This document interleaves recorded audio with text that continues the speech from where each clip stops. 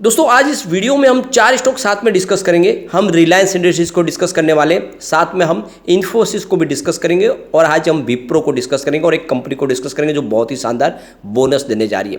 Reliance industries की बात करें तो यहाँ पे बहुत सारी अपडेट निकल के आ रही है जिनको हम एक एक करके डिस्कस करने वाले और क्या इस समय हमें रिलायंस में निवेश करना चाहिए, क्या है इसके आगे के टारगेट्स। दूसरी तरफ अगर आप देखें तो इन्फोसिस ने काफ़ी अच्छा रिजल्ट दिया और स्टॉक इस समय काफ़ी ज़्यादा करेक्ट हो चुका है। तो क्या इन्फोसिस में दाव लगाया जा सकता है? आने वाले समय में इन्फोसिस के क्या टारगेट रह सकते हैं, जानने की कोशिश करेंगे इस वीडियो के माध्यम से। विप्रो की बात करें तो रिजल्ट के बाद स्टॉक में बहुत ज़्यादा गिरावट हुई। यहाँ पे विप्रो में कुछ कमी रह गई रिजल्ट में और इसका नतीजा ये रहा कि स्टॉक में भी गिरावट हुई। लेकिन क्या इस गिरावट का हमें फ़ायदा उठाना चाहिए? क्योंकि विप्रो को बोनस का बादशाह कहा जाता है। बहुत ही ज़बरदस्त रिजल्ट के साथ में अच्छा बोनस आपको मिलता है, पर इस बार रिजल्ट में थोड़ी सी कमी रह गई है। उसके बावजूद भी अगर आप देखें तो कंपनी की परफॉर्मेंस तो काफ़ी अच्छी है। और दूसरी आईटी कंपनियों से कितना कम रह गया है विप्रो, इसको जानने की कोशिश करेंगे इस वीडियो के माध्यम से। सारी आईटी कंपनियों की परफॉर्मेंस को इस वीडियो के माध्यम से डिस्कस करेंगे। सबसे पहले अगर हम रिलायंस इंडस्ट्रीज की बात करें तो स्टॉक की क्लोजिंग आज 2406 के आसपास हुई। 1.51% की हमने आज तेजी देखी है, काफ़ी अच्छा स्टॉक दौड़ा आज। तो यहाँ पे आप देख सकते हो कि रिलायंस इंडस्ट्रीज पिछले एक साल से बिल्कुल अंडर वैल्यू स्टॉक है और क्या ऐसे में इसमें दाव लगाना चाहिए। तो जाने माने रिसर्च एनालिस्टों की यहाँ पे राय निकल के आ रही है, उसको हम एक बार डिस्कस कर लेते हैं। टिप्स टू ट्रेड्स की तरफ से अभिजीत का कहना है कि स्टॉक अगर आपको 2320 से लेकर 2350 के आसपास मिले तो आपको बिल्कुल खरीदारी करनी चाहिए। ये रेंज काफ़ी अच्छी है, स्टॉक अंडर वैल्यू है, आने वाले समय यहाँ पे बहुत ही शानदार तेजी बनती हुई दिखाई दे सकती है। तो ये एक्चुअल में खरीदारी का मौका, इस समय आपको दाव लगाना चाहिए रिलायंस इंडस्ट्रीज में। पैंडेमिक दौर गुजरने के बाद में भी रिलायंस इंडस्ट्रीज में हमने कोई तेजी नहीं देखी। पिछले कई समय से स्टॉक अंडर परफॉर्म ही है और ऐसे में आने वाले समय यहाँ पे तेजी की संभावना बन सकती है। इसके जो टारगेट दिए गए ये आने वाले समय में 2640 से लेकर 2800 का टारगेट देखने को मिल सकता है, ये कहना है अभिजीत का। तो दाव लगाया जा सकता है। इसके अलावा मॉर्गन स्टैनली की तरफ से भी इसमें बाई की कॉल दी गई है और इन्होंने जो टारगेट रखा वो 3085 का है। तो मॉर्गन स्टैनली की बात करें तो जो US based financial service provide करने वाली कंपनी है, उनका कहना है कि जिस तरह से रिलायंस इंडस्ट्रीज का कारोबार है वो आने वाले समय में स्टॉक की प्राइस को डेफिनेटली 3000 का टारगेट दिखाने से रोक नहीं पाएगी और जिस तरह से कामकाज चल रहा है ये स्टॉक जरूर अच्छा रिटर्न कर देता हुआ दिखाई देगा। तो आपको इसमें दाव लगाना चाहिए। रिलायंस काफ़ी अच्छा लग रहा है इस लेवल पर। आशिका स्टॉक ब्रोकिंग की तरफ से तीर्थंकर दास का कहना है कि आपको इस लेवल पर खरीदारी करनी चाहिए। रिलायंस इंडस्ट्रीज की बात करें तो इन्होंने बहुत ही ज़बरदस्त रिजल्ट दिखाया है, लगातार कंपनी बहुत ही शानदार प्रदर्शन कर रही है। अगर हम बात करें 2018 की तो इनका रिवेन्यू 3,91,677 करोड़ का था, जो लगातार बढ़ते हुए 2022 में 6,99,962 करोड़ तक पहुंच गया। तो बहुत ही ज़बरदस्त उछाल देखा है हमने इनके रिवेन्यू में।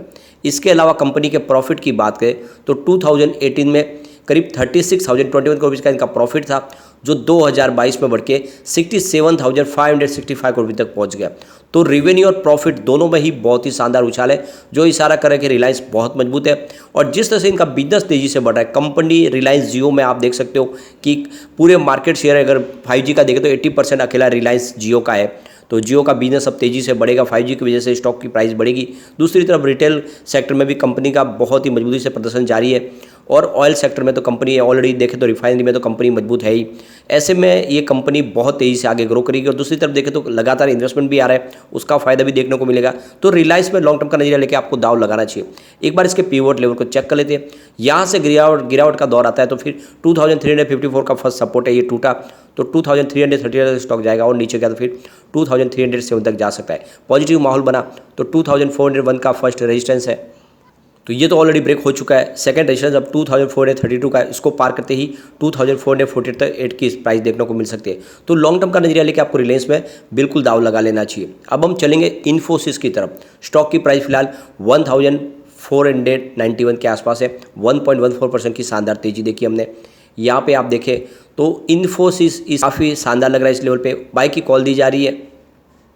यहाँ पे आप देख सकते हो 1350 से लेकर 1380 का जो इसका जो लेवल है, ये काफ़ी समय से स्टॉक ने मेंटेन रखा हुआ है और काफ़ी समय से इसमें कंसोलिडेशन का मोड चल रहा है। लेकिन जल्दी यहाँ पे तेजी का वातावरण बनेगा तो स्टॉक ऊपर की तरफ मूव करना शुरू होगा तो 1600 से लेकर 1650 का हमें टारगेट देखने को मिल सकता है। तो यहाँ पे बाई की कॉल दी जा रही है इन्फोसिस में। स्टॉक में पॉजिटिव माहौल बनेगा तो 1800 प्लस स्टॉक जा सकता है। अगर डाउन साइड शुरू हुआ तो फिर 1300 का सपोर्ट देखने को मिल सकता है। ये स्ट्रॉन्ग सपोर्ट है, ये सपोर्ट टूटा तो फिर बड़ी गिरावट हो सकती है। ये सपोर्ट लगा के ही आपको काम करना चाहिए। अब एक बार हम TCS, इन्फोसिस, विप्रो और HCL टेक को साथ में कंपेयर करेंगे, कंपनी के प्रदर्शन कैसा रहा है। तो TCS के रिवेन्यू की बात करें तो $6.87 बिलियन रहा है, जबकि इन्फोसिस का रिवेन्यू $4.5 बिलियन के आसपास रहा। विप्रो का टोटल रिवेन्यू $2.8 बिलियन रहा है और HCL टेक की बात करें तो $3.08 बिलियन का इनका रिवेन्यू रहा है।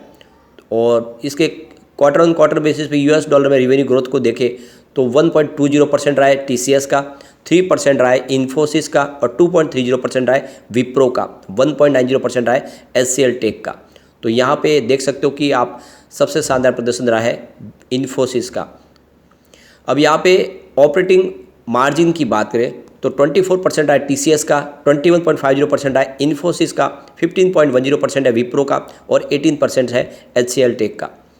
टोटल कॉन्ट्रैक्ट वैल्यू की बात करें तो $8.1 बिलियन है TCS का, 2.7 बिलियन है इन्फोसिस का और $725 मिलियन है विप्रो का और 2.38 बिलियन है HCL टेक का। नेट एडिशन की बात करें तो 9,840 है TCS का और 10,032 है इन्फोसिस का और 605 है विप्रो का, 8,359 है HCL टेक का। फ्रेशर एडिशन की बात करें तो 20,000 है TCS में और 4,000 विप्रो में है और इन्फोसिस में आपको कोई भी आंकड़ा दिखाई नहीं देगा। और यहाँ पे HCL टेक की बात करें तो 10,339 है। इसके अलावा एट्रिशन रेट की बात करें तो 21.50% है TCS का, 27.10% इन्फोसिस और 23% है विप्रो का और 23.80% है HCL टेक का। तो इस बार देख सकते हो कि प्रदर्शन काफ़ी ठीक ठाक है। अब एक बार हम इसके पीवोट लेवल को चेक कर लेते हैं। तो यहाँ से गिरावट होती है तो 1463 का फर्स्ट सपोर्ट है, ये टूटा तो 1451 तक स्टॉक जाएगा और नीचे गया तो फिर 1436 तक भी जा सकता है। पॉजिटिव माहौल बना तो 1489 का फर्स्ट रेजिस्टेंस है, इसको पार किया तो 1505 की प्राइस देखने को मिलेगी। स्टॉक और ऊपर गया तो फिर 1516 तक भी जा सकता है। तो ये आपको ध्यान रखना। और इन्फोसिस में अब खरीदारी कर लेनी चाहिए, स्टॉक काफ़ी ज़्यादा करेक्ट हो चुका है। अब यहाँ पे रिजल्ट भी काफ़ी अच्छा रहा है, तेज़ी आनी बाकी है, जल्दी तेज़ी की शुरुआत होगी तो दाव लगा लेना चाहिए। अब हम चलेंगे विप्रो की तरफ। 375 पर आज क्लोजिंग नहीं, जहाँ पे हमने 0.37% की गिरावट देखी है। काफ़ी दिन से विप्रो पिट रहा है और रिजल्ट में कुछ निगेटिव बातें देखने की वजह से यहाँ पे माहौल थोड़ा सा गमगीन बना है विप्रो में, लेकिन जल्दी यहाँ पे अब तेज़ी बननी शुरू हो जाएगी क्योंकि बड़ी गिरावट थम चुकी है।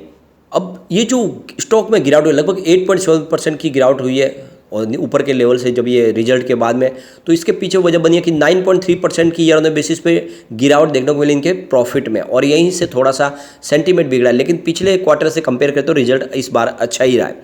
अब कंपनी के अगर हम रिवेन्यू को देखें तो आंकड़े काफ़ी ज़्यादा उत्साहवर्धक है। 2018 में इनका टोटल रिवेन्यू 54,487 करोड़ रुपये का था, जो 2022 में बढ़ के 79,312 करोड़ तक पहुँच गया। इसके अलावा कंपनी के नेट प्रॉफिट की बात करें तो 2018 में 8,002 करोड़ रुपये के आसपास था, जो 2022 में बढ़ के 12,237 करोड़ तक पहुंच गया। तो आप देख सकते हो आंकड़े शानदार है, ऐसे खराब आंकड़े नहीं है। एक बार इसके पिवोट लेवल को चेक कर लेते हैं। तो यहाँ से गिरावट होती है तो 373 का फर्स्ट सपोर्ट है, ये टूटा तो 369 तक स्टॉक जाएगा और नीचे गया तो 361 तक जा सकता है। पॉजिटिव माहौल बना तो 384 का फर्स्ट रेजिस्टेंस है, इसको पार किया तो 391 तक स्टॉक जा सकता है और यहाँ तक पहुँच गया फिर 395 तक जा सकता है। तो जल्दी हमें वेट करना होगा कि स्टॉक एक बार 400 को क्रॉस कर जाए तो फिर उसके बाद में नई खरीदारी शुरू की जा सकती है। अभी थोड़ा सा वेट करें, लेकिन स्टॉक मजबूत है, लॉन्ग टर्म का नजरिया लेकर निवेश करेंगे तो आपको विप्रो मालामाल कर देगा। जल्द ही यहाँ पे हो सकता है कि बायबैक के अनाउंसमेंट भी हो, जिससे इन्फोसिस ने की है। तो अब हम चलेंगे उस कंपनी की तरफ जो आपको बहुत ही शानदार बोनस देने जा रही है। अगर आप बोनस लेना चाहते हैं तो आपको पुनीत कमर्शियल में निवेश करना चाहिए। फिलहाल इसकी प्राइस 51.25 की है। पुनीत कमर्शियल की बात करें तो स्टॉक ने ज़बरदस्त रिटर्न दिया पिछले एक साल में, 148% का बम्पर रिटर्न। 20 रुपये के आसपास स्टॉक था पिछले एक साल पहले, लेकिन अब देख सकते हो स्टॉक काफ़ी ज़्यादा दौड़ा है। कंपनी 5:1 के रेशियो में बोनस देने जा रही है और इसकी एक्स बोनस डेट है 9/11/2022 और रिकॉर्ड डेट भी है 9/11/2022। इसके पहले अगर आप शेयर खरीदते हो तो आपको बिल्कुल बोनस मिलेगा। और एक छोटी सी कंपनी है, स्मॉल कैप कंपनी, लेकिन कारोबार काफ़ी अच्छा है, दाव लगाया जा सकता है। लेकिन फ्रेंड, कोई भी इन्वेस्टमेंट करने से पहले अपने फाइनेंशियल एडवाइजर से बारे ले ले या अपना खुद का रिसर्च करें, क्योंकि मैंने वीडियो आपके एजुकेशनल पर्पज़ के लिए ही बनाया। वीडियो पसंद आए तो लाइक से जरूर कीजिए और चैनल को सब्सक्राइब कर दीजिए।